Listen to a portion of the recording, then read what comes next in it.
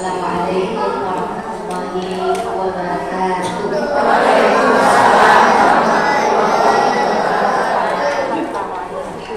Alhamdulillah nahmaduhu wa nasta'inuhu wa nastaghfiruh wa na'udzu billahi min shururi anfusina wa min sayyi'ati a'malina. Man yahdihillahu fala mudilla lahu wa man yudlil fala hadiya lahu. Asyhadu an la ilaha illallah wa asyhadu anna Muhammadan abduhu wa rasuluh. Alhamdulillah alladzi bi ni'matihi tatimmu shalihat. Alhamdulillah rabbil alamin. Segala puji bagi Allah Subhanahu wa taala, di mana siang hari ini kita dikumpulkan oleh Allah Subhanahu wa taala insyaallah di tempat yang dimuliakan oleh Allah Subhanahu wa taala. Kita semua dalam keadaan sehat lahir batin ya Bu ya. Sehat lahir batin Bu? Alhamdulillah. Lahir batin alhamdulillah. Baik, insyaallah. Kayaknya semangat ini ceria-ceria semuanya ya. Saya lihat dulu karena aura itu bakal ini memberikan ketenangan juga. Coba saya pandang ibu yang nanti cantik-cantik siap semuanya menuntut ilmu insyaallah. Baik, alhamdulillah. Cuma yang paling jauh. Yang paling jauh dari mana? Yang paling jauh dari mana itu? Masya Allah. Bosan nggak lo? Nas, di dia nas. Bosan nggak? Masya Allah, alhamdulillah yang memberikan ini nih Allah yang memberikan kepada kita semua nikmat ya, kenikmatan ketika kita menuntut ilmu, dan ini nggak semua Allah berikan. Allah pilih siapa saja di antara kita yang berhak mendapatkan kenikmatan ketika melakukan ketaatan pada Allah Subhanahu wa taala. Baik, alhamdulillah insyaallah kita nanti ke depan akan belajar sasarman ya, kita belajar sama-sama. Insyaallah ada hadis yang akan kita bahas ya, kita sama-sama. Namun sebelum kita membahas belajar bersama, insyaallah kita awali dulu dengan membaca kalamullah, kalamnya Allah, Al-Quran Al-Karim. Kita buka supaya mendapatkan keberkahan pertemuan kita kali ini insyaallah. Mau surat apa Ibu? Surat apa ya? Yang panjang, yang pendek? Pendek. Mau yang di awal, di tengah, di baik yang pendek aja ya. Baik, yang pendek. Saya selalu awali kajian dengan membuka bacaan Quran. Insyaallah semoga ini menghadirkan keberkahan untuk kita semua. Baik, kalau gitu kita buka surah yang pendek-pendek itu ada di mana? Juz 30. Surah apa ya? Asy-Syams aja deh. Surah Asy-Syams. Boleh dibuka surat berapa sih? Surat ke-91. Sudah hafal belum surat Asy-Syams? Wasy-Syams.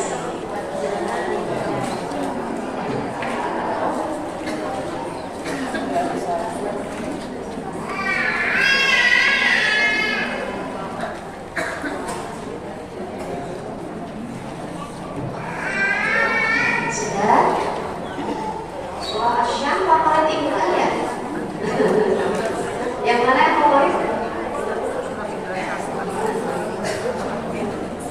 Baik, sudah? Suratnya nomor 91, surah Asy-Syams. Sudah ya? Kalau nggak bawa Quran boleh lihat di HP.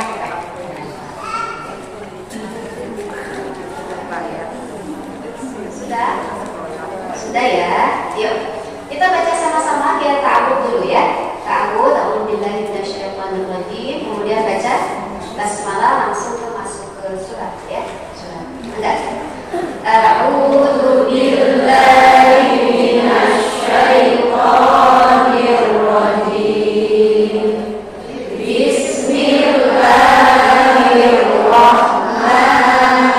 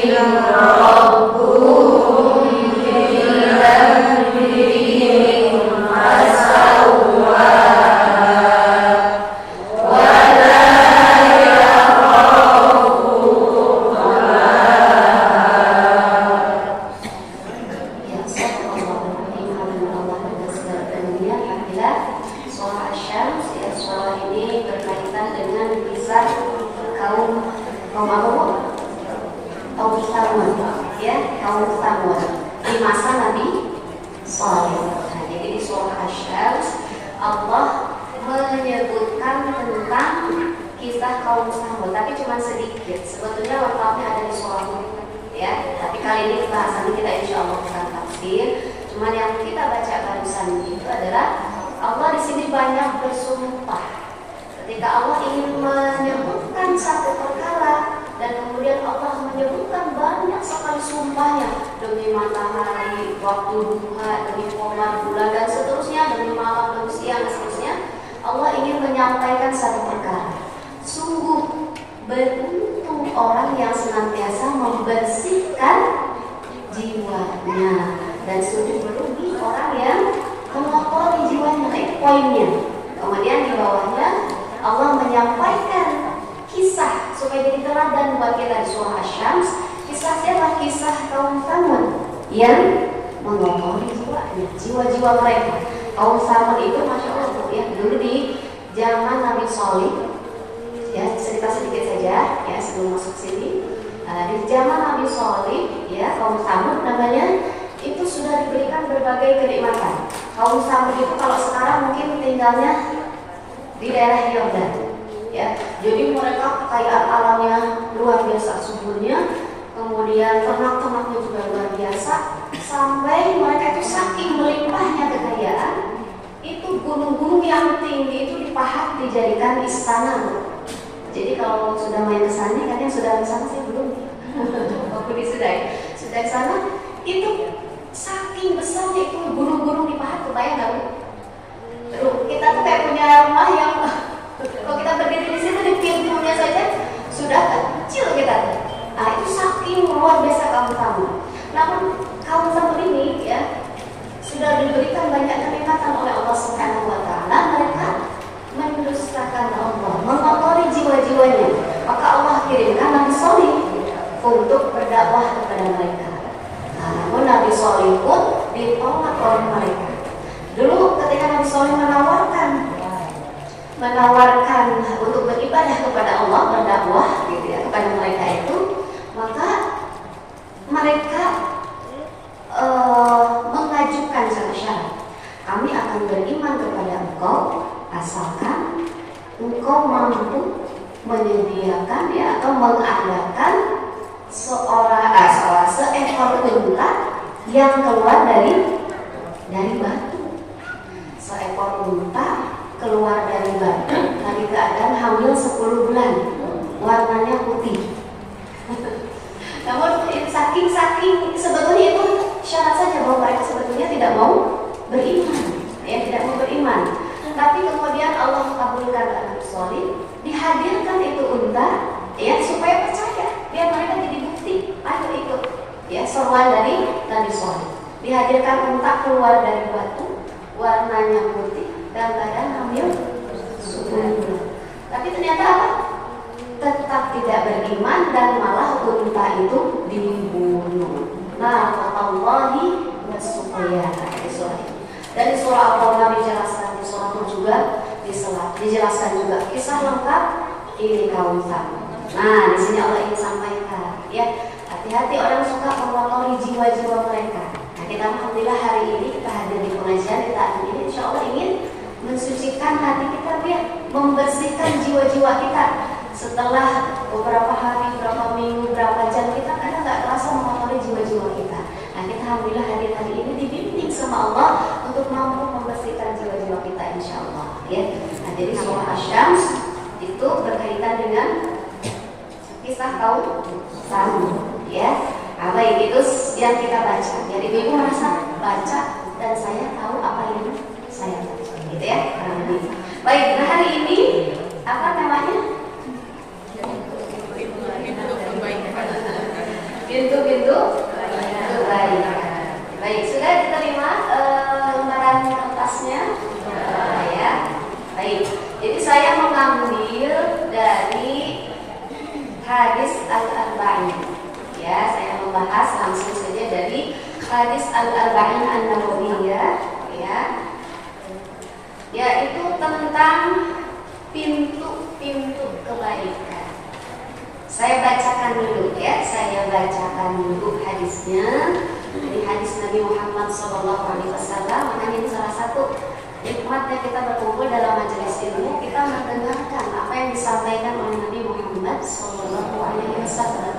Baik ya, kalau masih ada Nabi Maya, kira-kira kita hadir nggak di majelisnya Nabi? Hadir, insya Allah ya. Saat ini saja nggak ada Nabi, kita masih hadir, insya Allah. Ya, sekarang kita dengarkan apa yang Nabi sampaikan ya lewat lisan Nabi Muhammad SAW. Saya bacakan dulu hadisnya, bahasa Arabnya ya, biar ibu juga dengar berbahasa Arab gitu ya. Baik, Bismillahirrahmanirrahim. Ibu boleh disimak di itu saja, di kertas ya. Baik, An Abi Dzar radhiyallahu anhu anna nasan min ashabi Rasulillah sallallahu alaihi wasallam qalu lin Nabi sallallahu alaihi wasallam, ya Rasulullah, dhahaba ahlud duthur bil ujuri yusalluna kama nusalli wa yasumuna kama nasumu wa yatasaddaquna bi fuduli amwalihim. Qala awalaysa qad ja'ala Allahu lakum ma yatasaddaqun. Itu ada tanda tanya di situ ya. Inna lakum bikulli tasbihatin sadaqah wa kulli takbiratin sadaqah wa kulli tahmidatin sadaqah wa kulli tahlilatin sadaqah wa amrun bil ma'ruf sadaqah wa nahyu 'anil munkarin sadaqah wa fi bud'i ahadikum sadaqah. Qalu ya Rasulullah, ayati ahaduna syahwatahu wa yakunu lahu fiha ajrun? Qala ara'aytum law wada'aha fi haramin akana 'alayhi wizrun? Fakadzalika idza wada'aha fil halali kana lahu ajrun. Rawahu Muslim. Napa semua? Ada bawahnya. Baik, insyaallah. Ya, kita lihat artinya dulu, globalnya dulu, sasaran mana, ayo kita baca. Dari Abu Dzar, ya, dari Abu Dzar, bahwasannya sejumlah orang dari sahabat Rasulullah Sallallahu Alaihi Wasallam berkata kepada Rasul, wahai Rasulullah, orang-orang kaya telah pergi dengan membawa pahala yang banyak. Mereka sholat sebagaimana kami sholat, mereka puasa sebagaimana kami puasa, dan mereka bersedekah dengan kelebihan harta mereka, ya, sedangkan kami tidak dapat melakukannya. Beliau bersabda, bukankah Allah telah menjadikan bagi kalian jalan untuk bersedekah? Sesungguhnya setiap tasbih merupakan sedekah, setiap takbir merupakan sedekah, setiap tahmid merupakan sedekah, setiap tahlil merupakan sedekah, menyuruh kepada kebaikan merupakan sedekah, dan mencegah dari kemungkaran adalah sedekah, dan mendatangi istri kalian merupakan sedekah. Mendatangi itu di sini kita bahas lebih detail ya. Baik. Kemudian mereka bertanya, ya Rasulullah, apakah dikatakan berpahala seseorang di antara kami yang menyalurkan syahwatnya? Beliau bersabda, bagaimana pendapat kalian seandainya syahwatnya tersebut disalurkan di jalan yang haram? Bukankah baginya dosa? Demikianlah pula, jika hal tersebut diletakkan pada jalan yang halal, maka baginya mendapatkan pahala. Hadis riwayat Muslim. Nah, baik, kita sudah kebayang sedikit? Kebayang? Akan dibaca urusan ya? Kita belajar sama-sama. Baik, kita lihat dari awal. Aku lagi kalau mati dan dipakai ini. Baik, An Abi Dzar. Jadi hadis ini diriwayatkan dari Abu Dzar. ya, dari Abu Dzar. Abu Dzar Al-Ghifari, ya, beliau termasuk sahabat dari kalangan Nabi yang biasa-biasa aja, nggak terlalu kaya beliau, ya. Nah, baik. Nah, jadi hadis ini diriwayatkan dari Abu Dzar. An Abi Dzar radhiyallahu anhu, semoga Allah meridhai beliau. An-nasan, bahwa sesungguhnya nasan, nas apa nas bahasa Arab itu telat sih ya, Anas manusia terangnya. Surah yang paling apal juga Anas. Berlaku biologi benas. Baik, An-nasan, bahwa sesungguhnya ada nasan, ada sekelompok manusia, orang-orang. Siapa ini? Nasan ini, ya. Min ashabi Rasulillah, dari sahabat Rasul. Sahabat dikatakan sahabat kalau berjumpa dengan Nabi, terus beriman kepada Nabi dan meninggal dalam keadaan iman kepada Nabi. Itu baru disebut sahabat. Berjumpa dengan Nabi, beriman kepada Nabi dan meninggal juga dalam keadaan iman kepada Nabi. Ya, itu sahabat. Nah, jadi ada sekelompok orang datang kepada Nabi dari sahabat Rasul. Jadi dikisahkan dari latar belakang hadis ini, ya, kalau hadis kesebawan turun. Latar belakang hadis ini turun pada saat itu, ya. Nasan ini sekelompok orang-orang itu yang datang kepada Nabi itu adalah dari kaum Muhajirin. Siapa Muhajirin, Bu? Masya Allah, ya. Betul, ya. Yang berhijrah dari Mekah ke Madinah. Dulu ada perintah kan dari Allah, Nabi berhijrah ke Madinah karena situasinya yang semakin memburuk untuk dakwah Nabi, maka Nabi diperintahkan untuk hijrah. Nah, Muhajirin ini adalah orang-orang yang berhijrah pindah dari Mekah ke Madinah. Orang Muhajirin dulunya ketika di Mekah, mereka itu kaya raya, Bu, ya. Dan di Makkah itu mata pencaharian mereka itu biasanya kalau di Makkah itu berdagang, orang-orang berdagang. Namun sejak hijrah ke Madinah, biasanya umumnya di Madinah itu, kota Madinah, mata pencahariannya apa? Bercocok tanam. Di sana tuh bercocok tanam, tanam kurma, kayak gitu, ya. Nah, ini orang-orang yang dari Muhajirin ini dari Makkah ke Madinah ganti, ya, tidak terbiasa dengan keadaan di kota Madinah, sehingga membuat para sahabat sebagiannya itu tidak bisa mencukupi keadaan hari-harinya.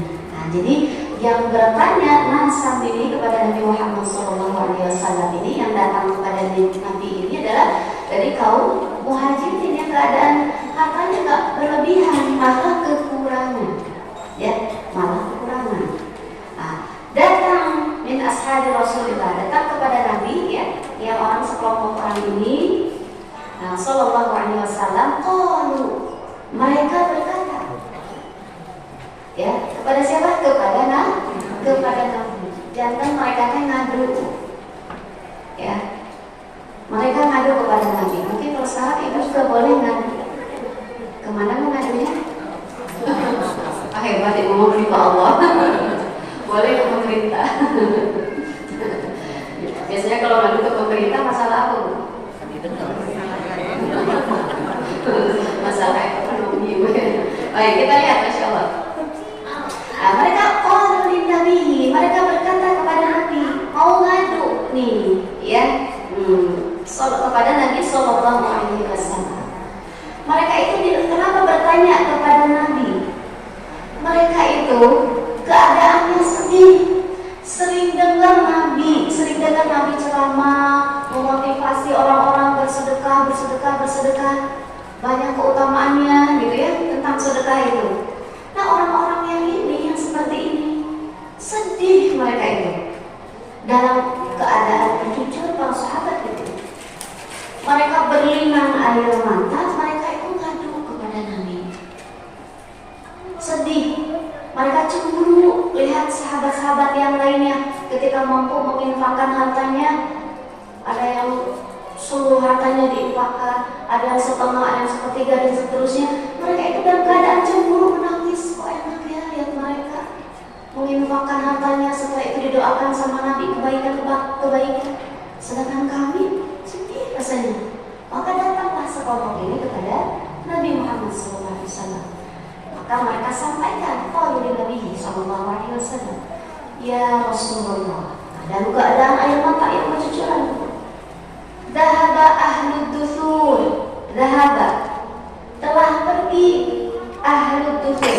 Dusur itu jamak dari dastur, orang-orang yang punya kekayaan, yang kaya raya itu. Orang-orang yang kaya raya itu mereka sudah pergi meninggalkan kami dalam kebaikan, maksudnya ya pergi melewati kami semuanya. Orang-orang kaya ini bil ujur, dengan membawa pahala mereka yang banyak. Sedih mereka menangis sama Nabi, ya. Terus kata mereka, yusalluna kama nusalli, mereka sholat sebagaimana kami sholat. Sama ya, orang kaya juga sholat, kami juga sholat, kata mereka. Kemudian wayasumuna, mereka juga saum, orang-orang kaya ini, ya, al-tusur ini saum. Wayasumuna kama nasumu, seperti kami juga saum, kata mereka. Wayatasaddaquna bifuduli amwalihim, dan mereka bersedekah dengan fuduli amwal, kelebihan harta yang mereka miliki. Nah ini yang beda nih, ini yang diadukan kepada Nabi. Wayatasaddaquna bifuduli amwalihim, dan mereka bersedekah dengan kelebihan harta yang ada pada mereka. Sedangkan kami nggak bisa karena kekurangan harta. Sedih nggak Bu? Sedih kan sahabat. Sama seperti mudah-mudahan kita juga kayak sekarang ya. Misalkan ada ini Palestina, Masya Allah. Semuanya berdonasi, wah sumbangan besar-besaran untuk Palestina, ya, bantuan. Mungkin bagi orang-orang yang tak memiliki harta yang banyak, saya ngapain akhirnya? Sudah akos mah, tergaduh. Nah, mungkin seperti itulah, sedih. Ya, ini para sahabat juga, ya. Wa yatasaddaquna bifuduli amwalihim. Nah, jadi para sahabatnya luar biasa ya keimanannya. Mereka itu bersedih ketika tidak mampu beramal. Kemudian apa kata Nabi? Qala, kata Nabi, awalaysa qad ja'ala Allahu lakum ma yatasaddaqun. Ini Masya Allah, nanti kita nanti bahas lebih detail lagi ya hikmah-hikmahnya. Jadi saya sampaikan dulu maknanya saja. Awalaysa, bukankah qad ja'ala, sudah Allah jadikan untuk kalian ma tasaddaqun, sesuatu yang bisa kalian sedekahkan. Nah ini memberikan gambaran kepada para sahabat yang tadi datang. Bukankah Allah juga sudah menjadikan sesuatu yang ada pada kalian itu untuk bisa disedekahkan? Kata Nabi ini, innalakum, sesungguhnya pada kalian, bikulli tasbihatin, di setiap tasbih kalian adalah sedekah. Tasbih apa Bu? Iya, tasbih ucapan subhanallah. Bukankah tasbihatin sedekah, bikulli tasbihatin sedekah, ya? Setiap tasbih itu adalah sedekah. Wa kulli takbiratin sedekah, dan setiap takbir sedekah. Takbir adalah ucapan Allahu Akbar, ya. Wa kulli tahmidatin sedekah. Tahmid apa? Pujian kepada Allah, tahmid. Kemudian kata Nabi lagi, wa kulli tahlilatin sedekah, dan setiap tahlil apa? La ilaha illallah, itu sedekah katanya. Wa amru bil ma'ruf sedekah. Amru bil ma'ruf apa? Mengajak kepada ma'ruf yang baik, mengajak kepada yang baik, kepada yang benar adalah sedekah kata Nabi. Wa nahyu 'anil munkarin, dan juga melarang atau mencegah dari sesuatu yang mungkar yang tidak baik, itu juga adalah sedekah. Wafi dan wafi bud'i ahadikum, bahkan fi bud'i, di bud'i asal katanya itu mama kemaluan ya, tapi ini diartikan juga ketika berhubungan dengan suami istri. Wafi bud'i ahadikum sedekah, bahkan bud'i kalian mulai dari itu adalah sedekah. Ini kemudian para sahabat bertanya, iyalah kalau tahlil, tahmid, tasbih, sedekah. Mengajak kepada kebaikan, sedekah, kebayang gitu ya, kebayang. Kemudian mencegah pada yang mungkar juga sedekah. Tapi ini yang bikin heran, ini yang terakhir yang disampaikan oleh Nabi. Yang disampaikan oleh Nabi bahwa di setiap hubungan kalian ya, kemaluan kalian itu juga ada sedekah. Kan heran, gimana ya logikanya? Maka kata Nabi ini Nabi ya, Masya Allah. Kemudian Nabi sampaikan, ya Rasulullah, ayati ahaduna syahwatahu wa yakunu lahu fiha ajr. Jadi para sahabat bertanya, ya Rasulullah, emang kalau kami mendatangi ya pasangan kami ya, menyalurkan syahwat kami, apakah di situ juga ada pahala? Itu kan kebayang sama para sahabat. Maka kata Nabi, qala ara'aytum, apakah tidak engkau lihat, law wada'aha fil haram, jika engkau meletakkan, yang kalian meletakkan di hubungan yang seharusnya pada yang halal itu diletakkan pada yang haram, apakah mendapatkan dosa? Nah, Rasul bertanya di situ. Maka fakadzalika idza wada'aha fil halal, maka jika meletakkannya pada yang halal tentu akan mendapatkan pahala. Nah, ini hadisnya diriwayatkan oleh Muslim. Nah, di sini kita akan belajar ya, akan belajar satu persatu hikmahnya. Yang pertama ya, yang pertama. Di sini di hadis ini kita belajar bahwa Nabi Muhammad Shallallahu Alaihi Wasallam itu luar biasa. Bagaimana beliau memperlakukan para sahabat. Ini beliau dikasih oleh Allah ilmu hikmah ya. Bagaimana beliau bisa bersikap bijak ketika datang para sahabat. Kebayang kalau kita mah datang yang lalu gimana? Yang ada sama kita yang lalu dia tuh saya juga lagi banyak masalah, pusing gitu.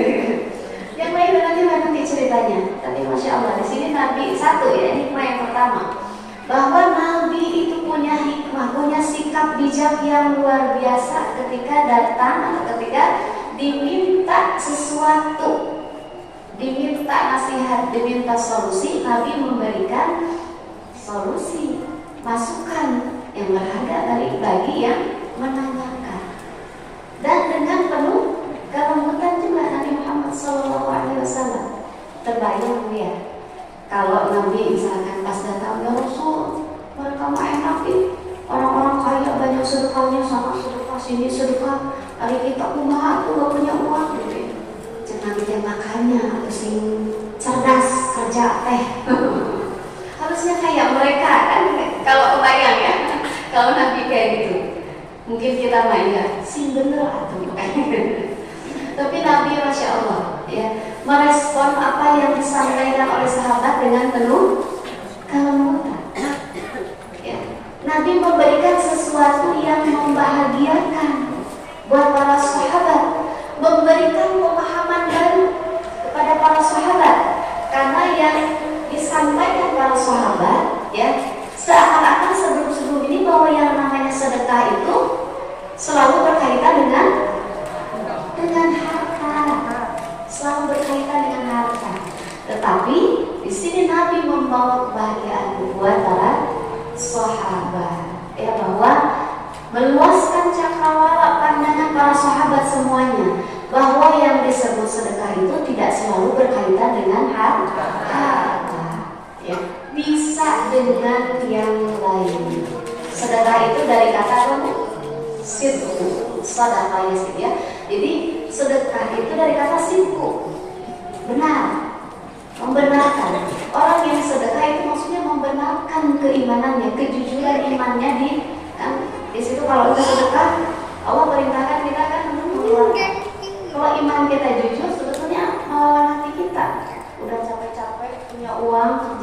jadi pengen sendiri ya, kasih ke orang.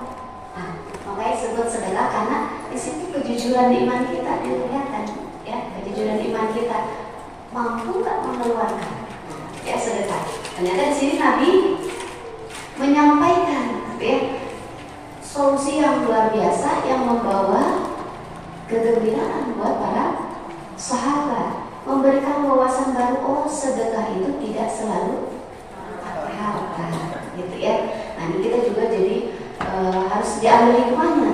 Kita juga sebagai pribadi, sebagai seorang ibu, sebagai siapapun kita, ketika ada yang hadir pada kita sama kita bisa menyikapi anak-anak. Kalau misalnya masih kecil-kecil kan, anak datang misalnya bawa masalah, mah gini. Nah, kalau kita belajar dari teladan Nabi, tentu kita akan merespon segala sesuatu yang itu dengan membawa kebahagiaan, ya, penuh dengan kelembutan. Itu Nabi, ya. Jadi di situ masya Allah ada pada Nabi yang luar biasa, ya. Jadi sama, ayo kita praktekkan adab Nabi ini ketika siapapun yang datang. Semuanya ketika ada masalah, minimal kalau kita nggak bisa ngasih solusi, yang minimal mau paham, gitu ya. Sing sabar atau ya kecil dan lagi benar diuji. Nah, minimal seperti itu, ucapan seperti itu sudah luar biasa, ya, menenangkan. Kan orang yang lagi banyak masalah tuh suka sensi. Sensi, ya, ya. Betul. Suka sensi, bawaannya pengen uring-uringan atau sedih, wah, Nah, minimal kita memberikan dia nggak sabar ya, mudah-mudahan nanti Allah berikan jalan keluar. Mungkin saat ini lagi episode nggak enak, tapi nanti ke depan ada yang enak insya Allah. Nah, kayak gitu tuh, itu kan bawa tenang. Walaupun kita nggak tahu harus ngapain ya, kita nggak utang masih nggak mungkin bantu bayar, misalnya, ya nggak ada gitu ya. Nah, jadi sama anak-anak juga, ketika kita seorang ibu, anak datang, mah ibu sekolah gini, kasih solusi yang menenangkan. Misalnya nilai matematik, aduh gini, nggak apa-apa, mungkin ada yang nggak di matematik kurang mahir, yang lain aja. Kan enak ya gitu, daripada belajar si anak stres ya. Ada mungkin lagi harus belajar lagi lebih dia, tapi nanti mungkin bisa jadi ada kelebihannya di matematik kali deh, mungkin ada di bahasa. Coba ada beberapa, itu tuh bawa kebahagiaan ya. Nah, itu tuh sama sebetulnya lagi mempraktekkan apa yang dilakukan oleh Nabi Muhammad SAW, ya. Nah, baik, satu, jadi hikmahnya kita teladan apa yang dilakukan oleh Nabi Muhammad SAW ketika ada para sahabat mengandung kesedihan, Nabi membawa kebahagiaan buat para sahabat, ya. Kemudian apa lagi ini, ya, hikmah selanjutnya dari hadis yang kita baca barusan, ya. Yang kedua, kita belajar mengenai mentalitas para sahabat. Ya, kita belajar mengenai mental para sahabat. Jadi para sahabat itu masya Allah, iya, apa tuh? Mereka itu senantiasa fastabiqul khairat, berlomba-lomba dalam kebaikan, itu para sahabat. Jadi lombanya itu, sedihnya mereka itu berkualitas loh ya. Para sahabat sedihnya itu berkualitas. Sedih karena tidak bisa melakukan ketaatan, itu tuh para sahabat. Sedih karena nggak bisa bersaing dengan yang lainnya yang sudah unggul dalam hal ketaatan. Itu kualitas iman itu luar biasa. Ibu kalau pengen tahu para sahabat, boleh ibu buka Quran ya. Ini nih, contoh Allah kisahkan mentalitas para sahabat di surah At-Taubah, surah ke-9 ibu buka, ya. Ini gambaran masya Allah, sebetulnya sindiran juga untuk kita semua ya. At-Taubah surah ke-9 ayat 92.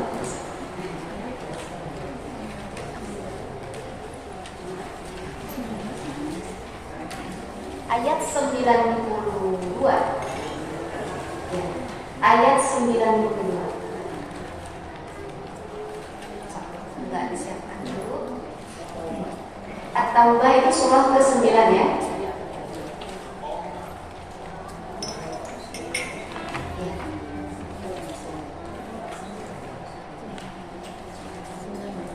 Sudah ketemu? Surah At-Taubah, surah ke-9, ayatnya 92. Ini sebetulnya mulai dari ayat 91 ya. Jadi ini kisah tentang perang Tabuk. Perang Tabuk, pernah dengar kamu? Yang ibu dan pernah dengar peperangan zaman Nabi apa bu? Perang Badar, perang Uhud. Nah ini kisahnya tentang perang Tabuk. Ya. Jadi perang Tabuk ini perang yang dipimpin terakhir oleh Nabi Muhammad SAW. Jadi ini perang melawan Romawi. Nah, jadi Romawi itu dulu berkuasa di Syam, ya sekarang daerah Yordan, Palestina, ya masih di daerah Syam. Jadi perang Tabuk itu perang di mana Nabi memimpin sendiri menuju, kalau sekarang menuju Syam. Sebetulnya ini bagian dari Nabi ingin membebaskan kota Syam. Dan saat ini kita saksikan ya, kota Syam ya yang luar biasa keistimewaannya ya, kota Syam ya, negeri Syam itu, negeri Syam itu meliputi Yordan, Palestina, Suriah, Lebanon itu ya. Ini kan sekarang di Palestina keadaannya masih dalam keadaan terjajah. Ini PR buat kita semua. Jadi dari sejak zaman Nabi Muhammad SAW, Nabi sudah bersama pasukan menuju Tabuk. Tabuk itu adalah perbatasan kalau sekarang antara Arab Saudi dengan Yordan, ya daerah Syam juga. Ya. Jadi sudah mulai ini Nabi itu sebetulnya membebaskan negeri Syam yang dikuasai Romawi. Nah di perang Tabuk ini, ya saat itu perang Tabuk itu perang yang sangat berat bagi kaum muslimin. Perang Tabuk. Kenapa? Karena perang Tabuk itu dilakukan pada saat keadaan kaum muslimin itu lagi krisis ekonomi di Madinah itu. Jadi dalam keadaan sebetulnya kesusahan kaum muslimin itu, sangat kesusahan. Ya. Tapi yang mendengar ada kabar bahwa pasukan Romawi akan menyerang Madinah, maka Nabi langsung mengumpulkan pasukan, dan kemudian di saat keadaan yang luar biasa ekonomi lagi krisis itu, Nabi menggalang dana. Nah, Nabi menggalang dana, ya gimana kan? Tapi masya Allah ini luar biasa ini para sahabat. Ketika dalam keadaan ekonomi yang susah, ya Nabi meminta juga, ya untuk menggalang dana karena ini akan perjalanan yang sangat jauh. Itu kalau pulang balik memakan waktu 30 hari. 15 hari perjalanan pergi, 15 hari perjalanan pulang. Data yang pesawat ternyata. Ya, jadi kurang lebih sebulan perjalanan pergi dan pulang. Dalam keadaan musim panas, ekonominya juga, ya, lagi krisis. Tapi Nabi kemudian berusaha tetap, ya, untuk perang ini menggalang dana. Tapi masya Allah para sahabat, ya para sahabat. Itu Abu Bakar, apa yang diserahkan oleh Abu Bakar? Seluruh hartanya. Insya Allah. Jadi Abu Bakar menyerahkan seluruh hartanya dan Nabi sampaikan, terus apa yang kau sisakan untuk keluargamu? Allah dan Rasulnya. Insya Allah biasanya Abu Bakar. Kemudian Umar juga menyerahkan setengah hartanya. Kemudian Utsman bin Affan dan seterusnya menyerahkan sepertiganya dan bahkan mengirim 100 ekor unta. Itu dalam keadaan kesusahan dan yang lainnya juga. Nah, di surah At-Taubah ayat 92 itu ada sebagian dari para sahabat Nabi, ya dari sahabat Nabi yang tidak bisa ikut berperang karena nggak ada kendaraan untuk kesana. Jadi saat itu katanya saking beratnya itu ya perjalanan menuju Tabuk itu dan juga kendaraannya sangat minim terbatas, itu satu unta untuk 10 orang. Satu unta untuk 10 orang. Itu makan sedena zolim bergantian. Berarti kan jawab ya. Masya Allah. Satu unta untuk 10 orang. Atau ditayakan sedena mah itu di rumah.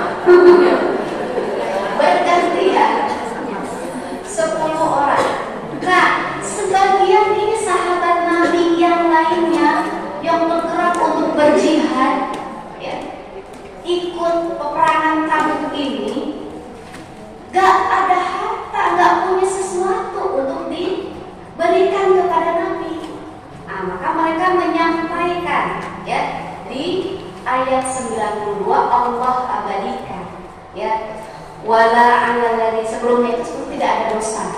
mereka yang tidak pergi berperang karena sakit, lemah, tidak ada kendaraan, ditutup di ayat 91. Nah di sini ayat ini menggambarkan mentalitas para sahabat yang bersama Nabi. Wala 'alal ladzina idza ma atauka litahmilahum, dan tidak juga kepada orang maksud tidak berdosa gitu ya. 'Alal ladzina idza ma atauka, pada orang-orang yang datang kepadamu Muhammad, kata Allah. Siapa yang datang tadi? Orang yang pengen berjihad ya, tapi nggak punya sesuatu.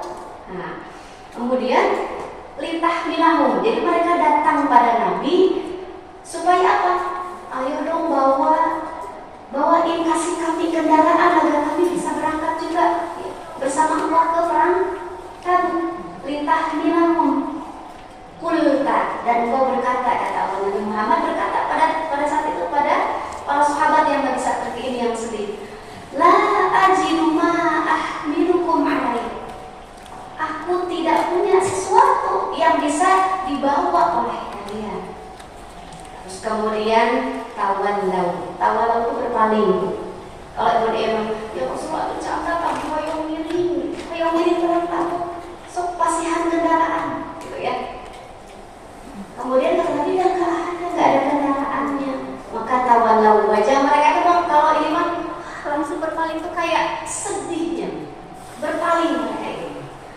Tawalau wa a'yunuhum tafidu minad dam'i hazanan. Ya Allah, ini luar biasa nih para sahabat nih.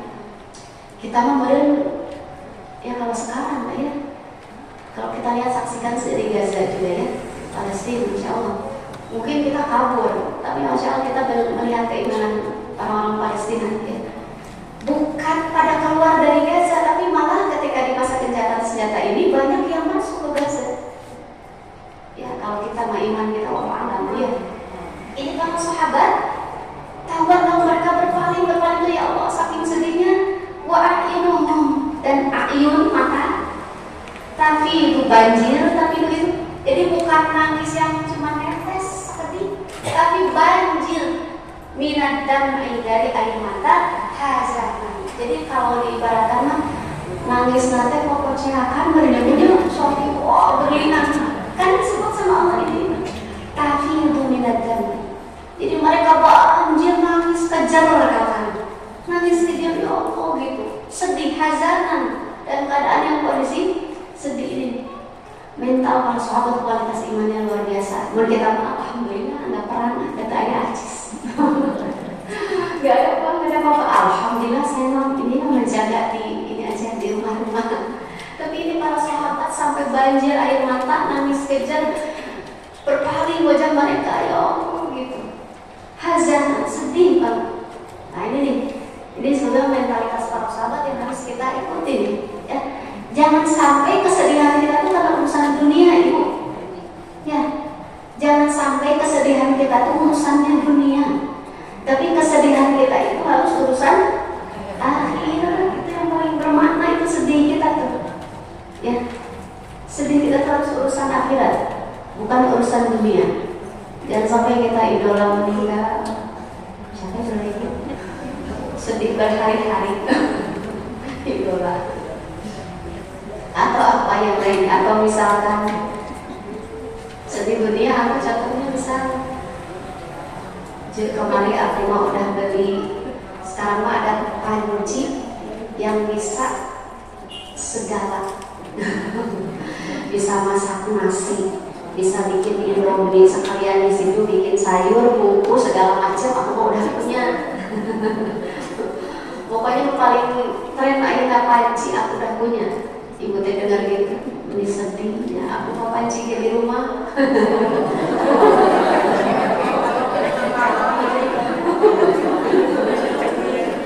Gagal pakai potong, jadi nada aja.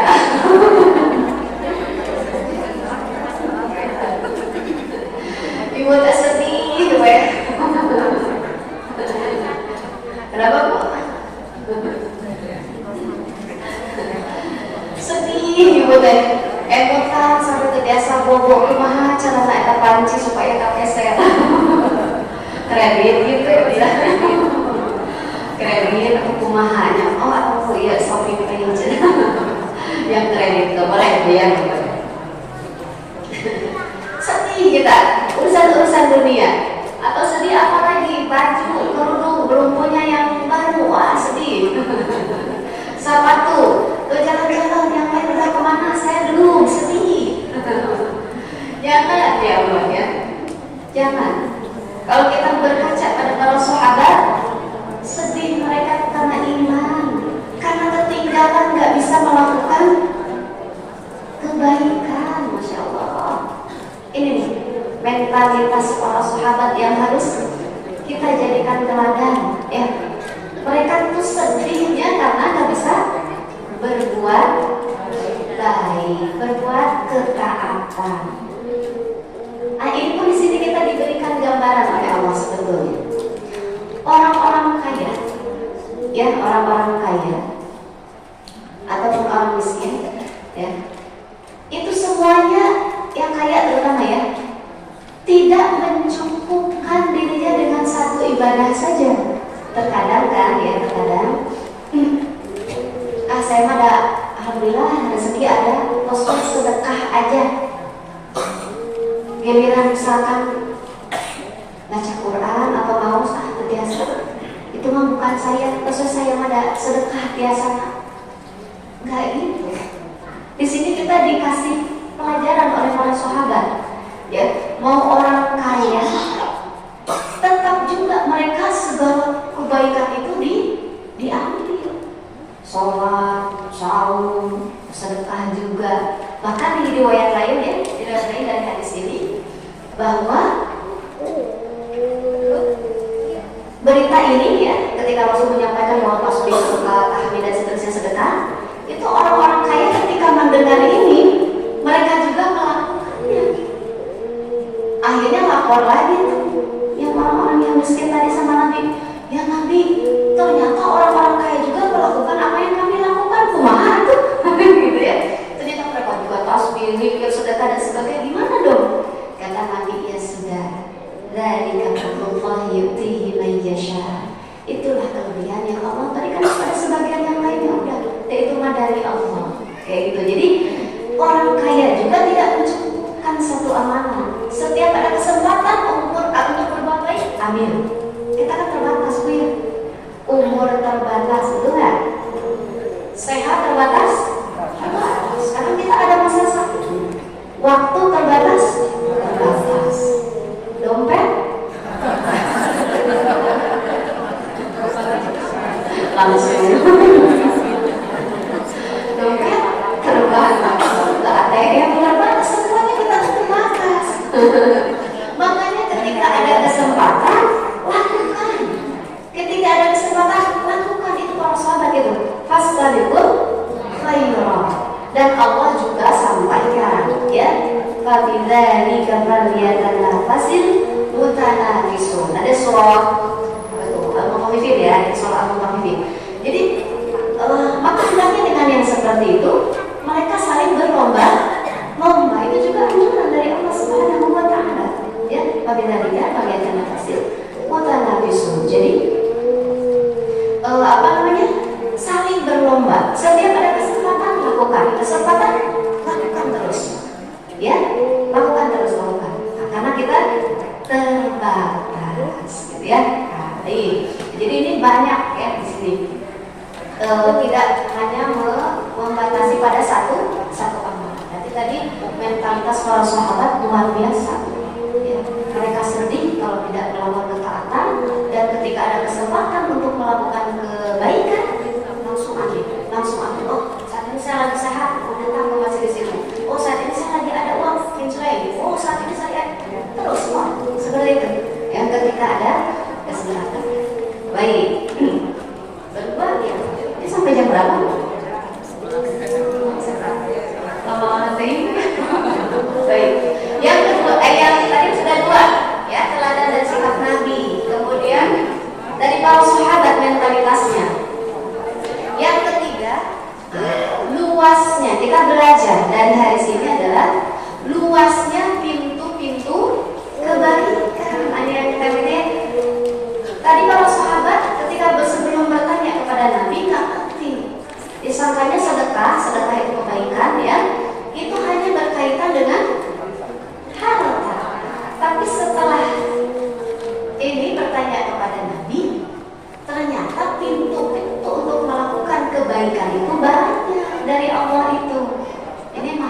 kemahamurahannya Allah Subhanahu wa taala, kemahabaikannya Allah Subhanahu wa taala.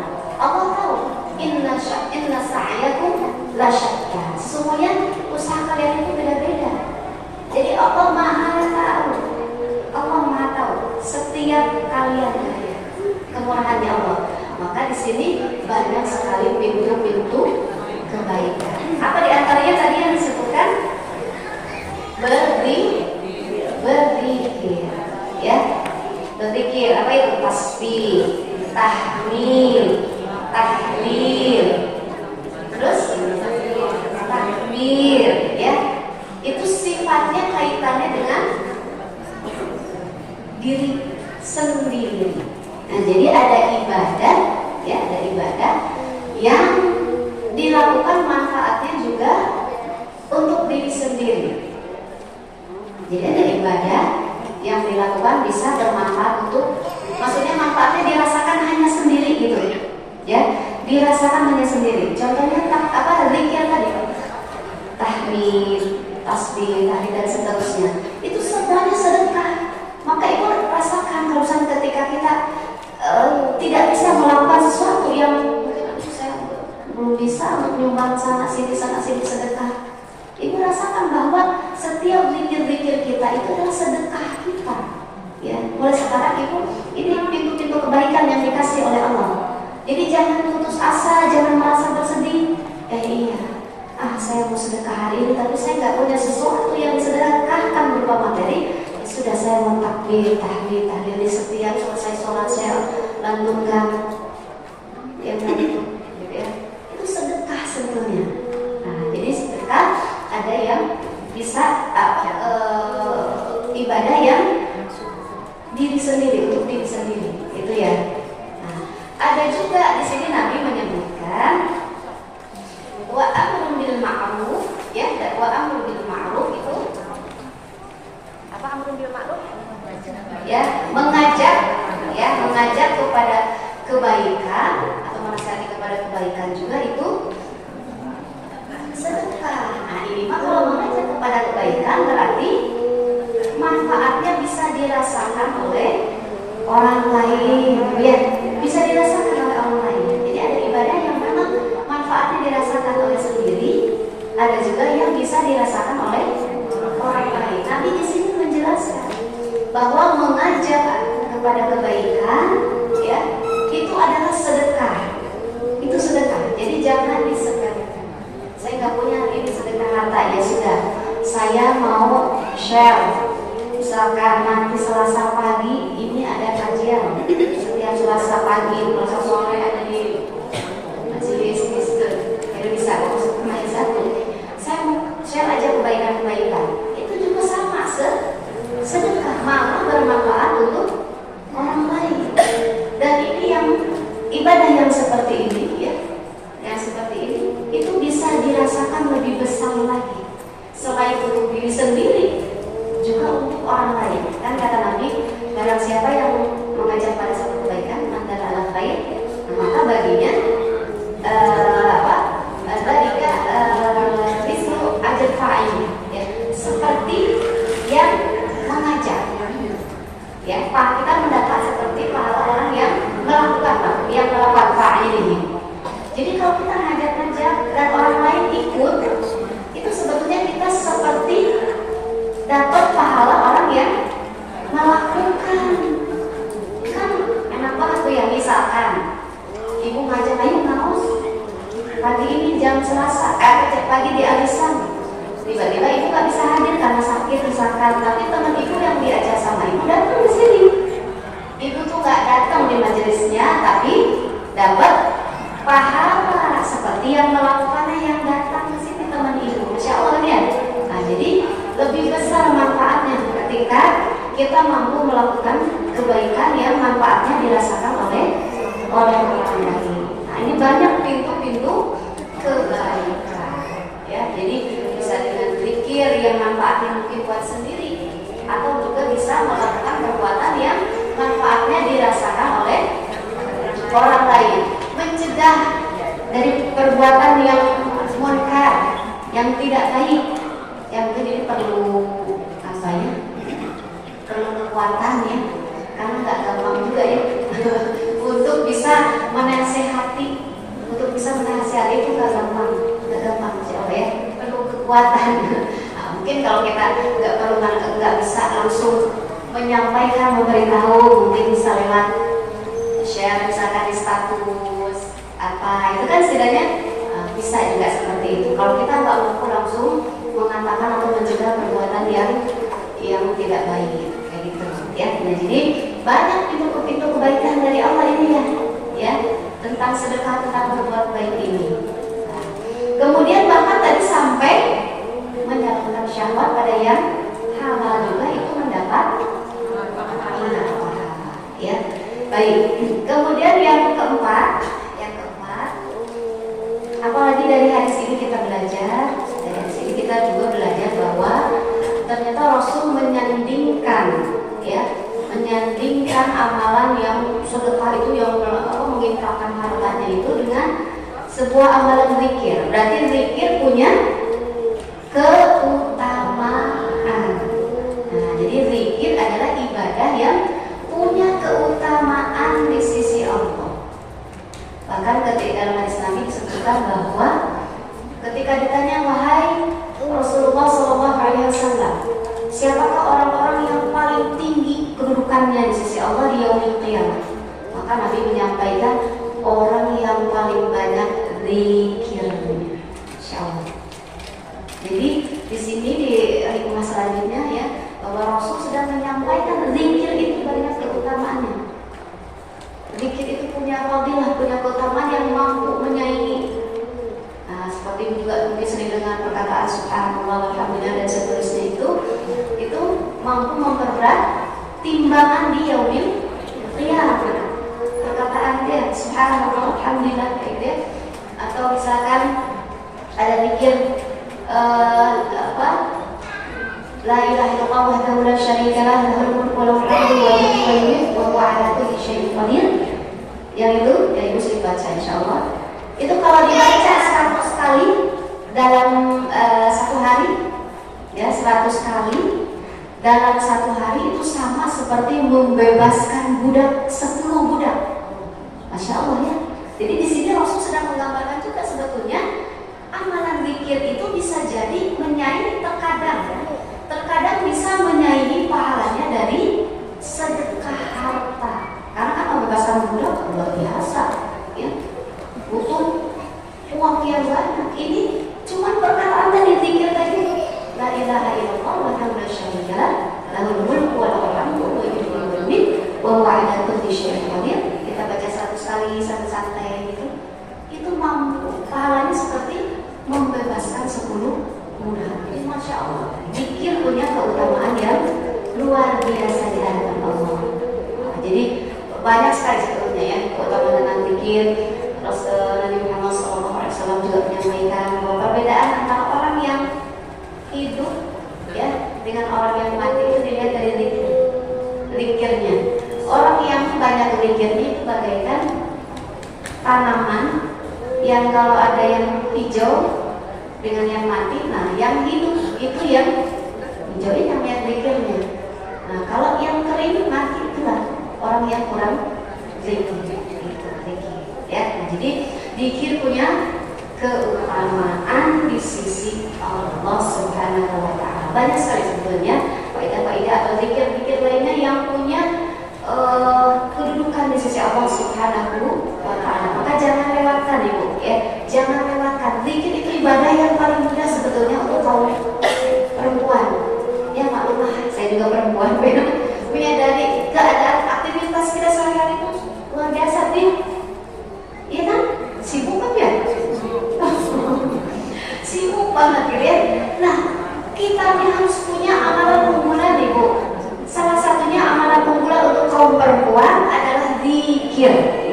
Zikir. Mau yang masih muda, wah sibuk sana sini ngantar anak. Zikir itu cuma di lisan. Di lisan. Ibu sambil ngantar anak yang masih muda-muda, misalkan masih muda-muda, ya, sambil naik motor, sambil apa, sambil istighfar, sambil tasbih, tahmid, bisa. Yang ibu-ibu sepuh juga, misalkan lagi sakit, lagi apa, bisa. Kadang badan sakit, misalkan, dan badan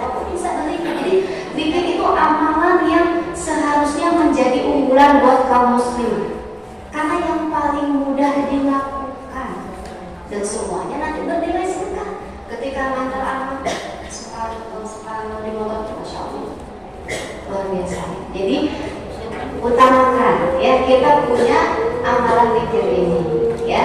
Baik, yang keempat.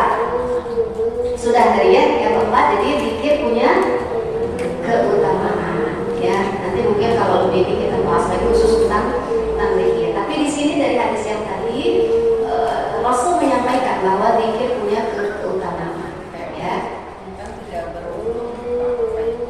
Tidak berlupa, tidak punya apa-apa, nggak apa-apa. Karena zikir itu tidak disyaratkan untuk wudu, untuk punya wudu. Insya Allah nggak apa-apa. Nah, baik. Yang selanjutnya, ya, yang selanjutnya hikmah yang selanjutnya dari hadis tadi apa yang bisa kita pelajari? Kebiasaan mubah itu sia-sia ya, perbuatan sia-sia. mubah arti secara bahasa boleh. Mubah itu boleh, ya.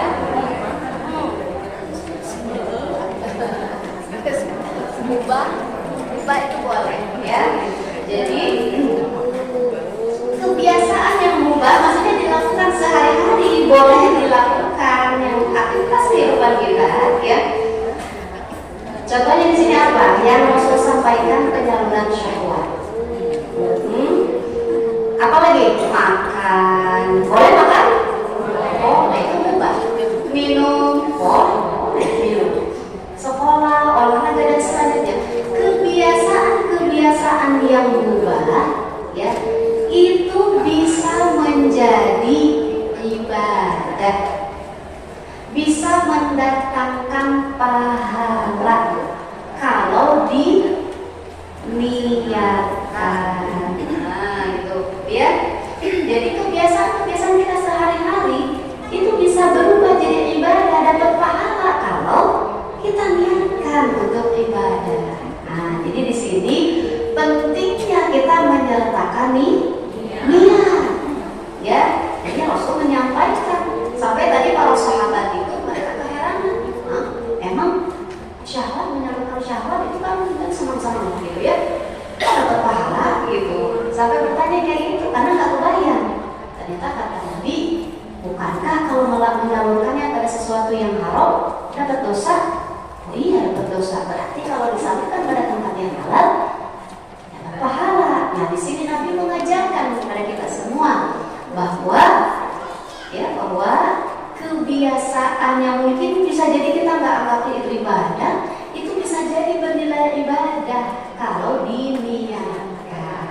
Ibu makan menau lapar, nggak berarti anjing nggak jam sarapan, dah gitu. Itu nggak akan pernah jadi ibadah di sisi Allah. Kalau ibu nggak niatkan, suka niat kamu pas malam? Gak ada mabes lapar. Lihat ibu ya, ya Allah ini saya kalau nggak tuang, kalau nggak makan, nanti mesti terbiasa sholat. Nanti saya juga kalau kelar makan saya juga sakit, nanti nggak bisa ibadah. Nah itu kadang kita jarang ya menyelipkan niat-niat itu. Kalau gitu apa bedanya sama kucing? Kucing oke tuan lapor ya. Jadi nggak ada bedanya kalau nggak kita hadirkan niat. Makanya di sini kata Nabi juga ya di hadis al-arba'in yang awal tuh innamal a'malu binniyat. Sesungguhnya setiap sesuatu itu tergantung pada niat. Jadi sayang kalau minum kita nggak disertakan niat, apalagi sama baca doa ya, disertakan niat bismillah ya Allah ini sing sehat buat badan. Ya ini emang perlu latihan ya. Jadi kebiasaan yang sehari-hari itu ya yang kita lakukan, ngantar sekolah, olahraga, bahkan olahraga itu saya senang. Kalau itu cuma nggak niatkan untuk ibadah yang sayang banget ya. Ya udah di olahraga pengen badan sehat biar bisa tubuh juga enak badannya, bisa ngajar, bisa itu. Nah itu semuanya menghadirkan niat ya. Kalau saya sehat saya nggak merepotkan orang lain. Jadi dalam bahkan bisa kita tuh dalam satu kegiatan itu bisa menghadirkan banyak sekali niat dalam satu aktivitas. Silakan aja ya menghadirkan niat-niat yang banyak. Mau sekolah, mau taklim kayak gini, ibu taklim sering kesini niatnya apa? silaturahim, cari ilmu, nambah ilmu, apalagi selain itu. Tidur daripada tidur di bumi. Memanfaatkan waktu dalam ketaatan, ya.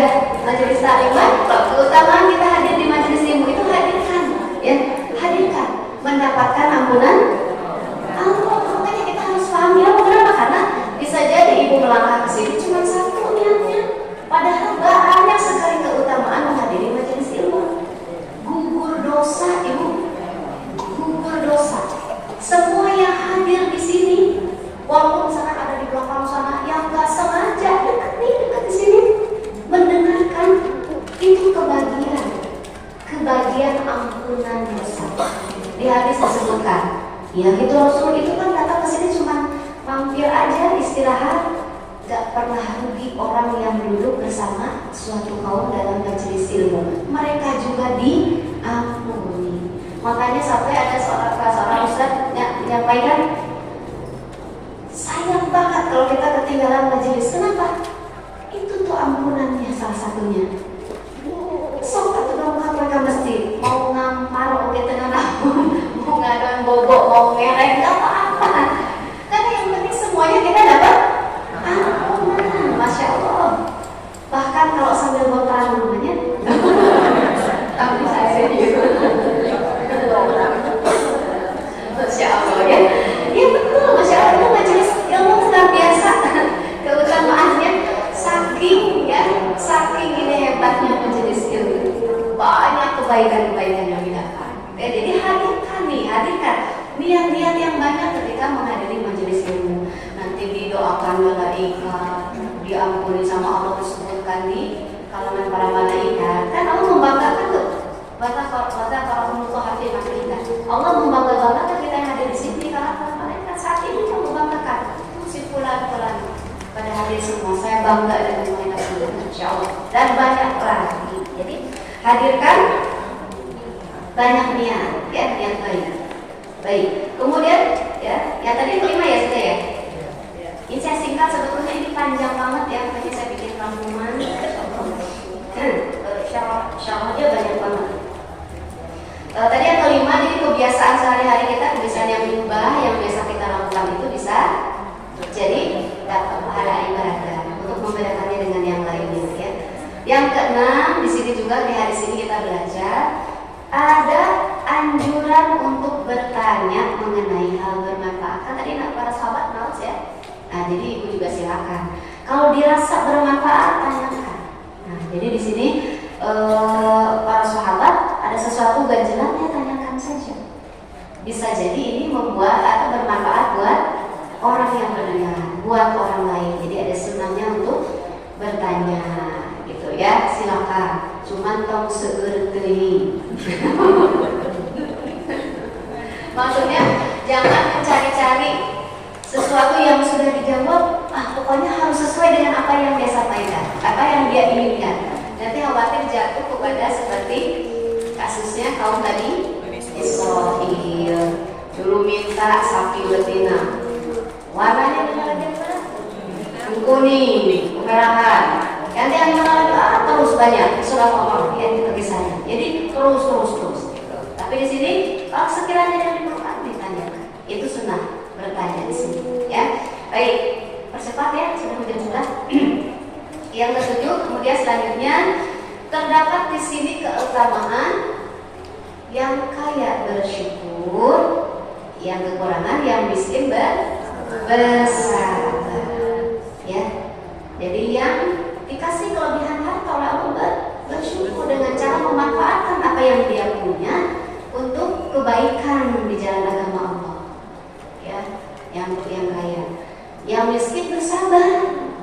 Ini semuanya ya, mau kaya mau miskin itu adalah takdir. Itu adalah episode dari Allah. Mana yang baik, yang kaya berinya? Enggak juga. Ya, enggak juga. Di sisi Allah sama saja, yang kaya atau yang miskin sama saja. Yang dilihat oleh Allah adalah bagaimana kita memerankan ini. Jadi di dunia yang Allah lihat, bagaimana kita mampu membarankan ya yang sudah diberikan Allah ini, apakah mampu tidak mendekatkan kita kepada Allah? Mau kaya, mau miskin, di hadapan Allah sama.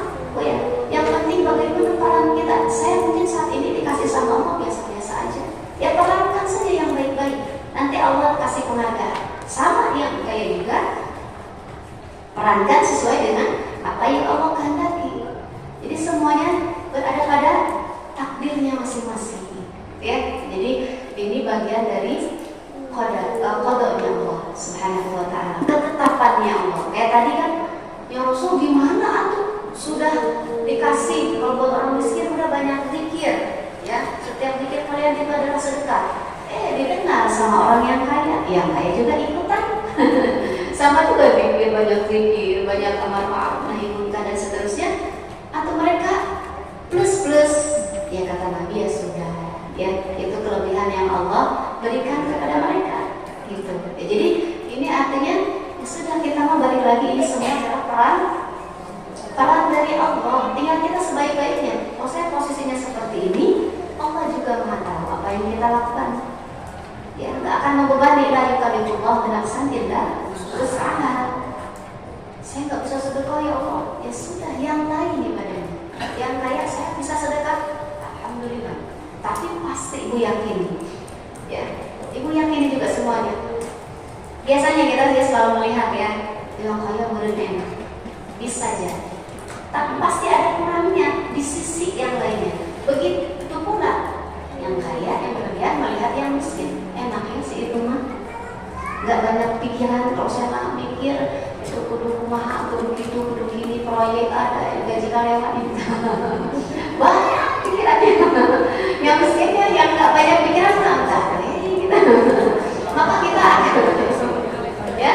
ya kan, iya kita harus memandang, masya Allah, kasih sayangnya Allah luar biasa. Jadi kita lihat, bisa jadi ada orang-orang yang nyamuk di jalan, mereka penduduk surga. Ada orang-orang yang bantu-bantu kerjaannya, tapi mereka penduduk surga. Iya, itu semua tinggal menjalankan peran saja yang Allah kasih. Oh, saya perannya di dunia saat ini sama Allah kasih seperti itu. Karena bisa jadi sekuat apapun kita berusaha berikhtiar, misalkan saya kenapa gini wae, padahal sudah bekerja keras dari pagi sampai malam, tapi ya segini dapatnya ini. Karena itu sudah ketetapan dari Allah. Nah, jadi segimanapun buatnya berusaha, kalau Allah sudah menentukannya seperti itu ya kita tinggal jalani saja, perannya cari yang lainnya, yang bagaimana supaya tetap mendekatkan pada Allah. Ya, jadi ini berkaitan dengan qadanya Allah Subhanahu wa taala.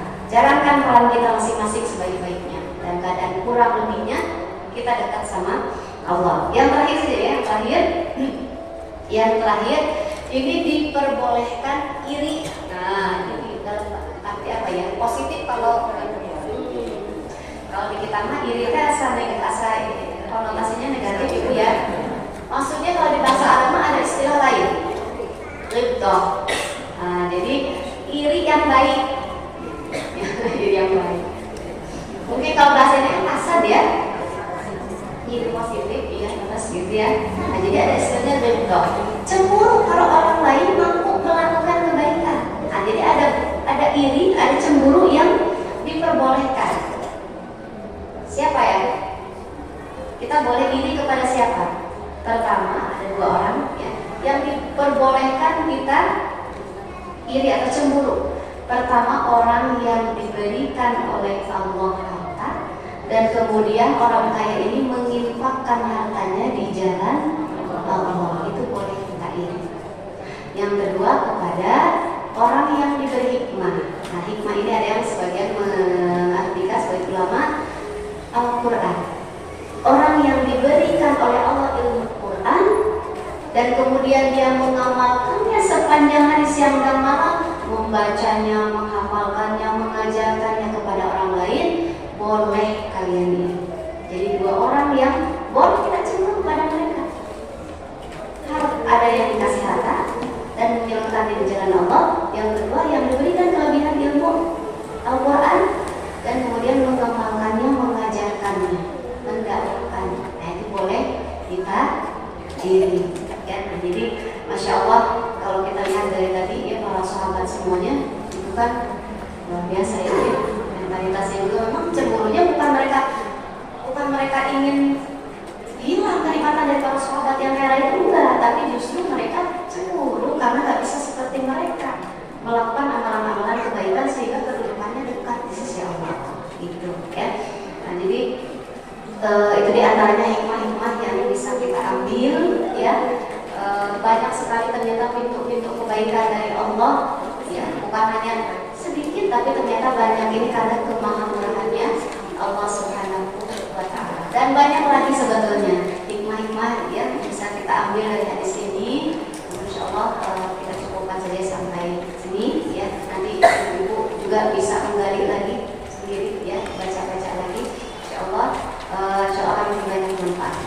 Mungkin demikian ya yang saya sampaikan. Alhamdulillahirrahmanirrahim. Kita tutup dengan hamdalah, istighfar majelis. Alhamdulillahirrahmanirrahim. Astagfirullahaladzim. Subhanallahumma wa bihamdika. La ilaha illa anta. Astaghfiruka wa atubu ilaik. Wassalamualaikum warahmatullahi wabarakatuh. Waalaikumsalam.